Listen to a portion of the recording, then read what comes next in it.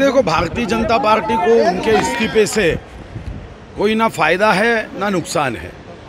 हर party का नेता अपनी पार्टी को बढ़ाने के लिए, जनप्रिय करने के लिए काम करती है।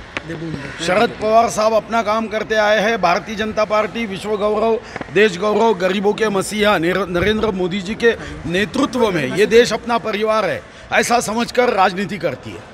पवार साहब की राजनीति उनका परिवार देश है ऐसा समझ के काम करने वाली उनकी राजनीति थी। इसलिए उनके त्याग पत्र की ओर देखने के बजाय जनता की सेवा करने में समय लगाना, यही भारतीय जनता पार्टी अपना कर्तव्य समझती है। इसलिए उनके इस्तीफे से, वो जब राजनीति में थे तब भी देश में सरकार रही।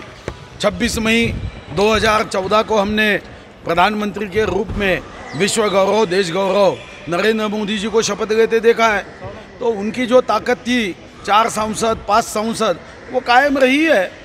तो उस पर भारतीय जनता पार्टी को उनके इस्तीफे से ना कुछ लेना है ना देना है। उनके पार्टी का वो अंतर्गत मामला है। एक उम्र के बाद हर किसी ने इस विषय को लेकर त्यागपत्र देना या नहीं देना, ये उनके सोच पे निर्भर होता है। देखो, पवार साहब के बारे में हमेशा उनकी हर कृति ये संशय में रही है। मगर पवार साहब 2 साल पहले उनका एक स्टेटमेंट मैंने पढ़ा था कि अब ऐसी कोई कृति मैं नहीं करूँगा कि जिसकी वजह से लोगों के मन में हमेशा कहीं पे निगाहें, कहीं पे निशाना, ये पवार साहब की राजनीति का जो लोगों के मन में भाव है वो बदलने की वो कोशिश करूँगा ऐसा कहा है। अब पता नहीं अब वो बदलना चाहते हैं या फिर वही राजनीति, कहीं पे निगाह कहीं पे निशाना, ये तो 2 दिन में समझ जाएगा। देखो, हमें उनके तरफ संशय की दृष्टि से देखना नहीं है, क्योंकि वो हमारे लिए कोई आह्वान खड़ा करे देश में, ऐसी तो कोई बात नहीं। उनकी हर कृति ये तो हमको मदद करने वाली रही है भाई साहब।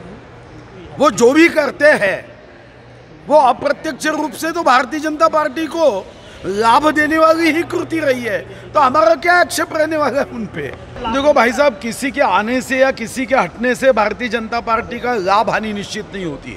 भारतीय जनता पार्टी के नेता और कार्यकर्ता देश के प्रति देशभक्ति के भावना से गरीबों के जीवन में बदलाव करने की कोशिश करते रहे।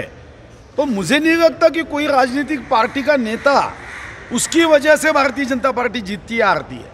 भारतीय जनता पार्टी की जीत और हार ये तो हमारे ऑर्गेनाइजेशन पे कार्यकर्ता कैसे काम करता है, लोगों के मन जीतने के लिए क्या काम करता है, इस पे निर्भर होता है। कोई नेता पे ये नहीं होता। तो आपका क्या कहना है कि राहुल गांधी जी राष्ट्रीय अध्यक्ष बने तो कांग्रेस पराभूत होते आई है? सबसे कम सीटें राहुल गांधी की वजह से आई है।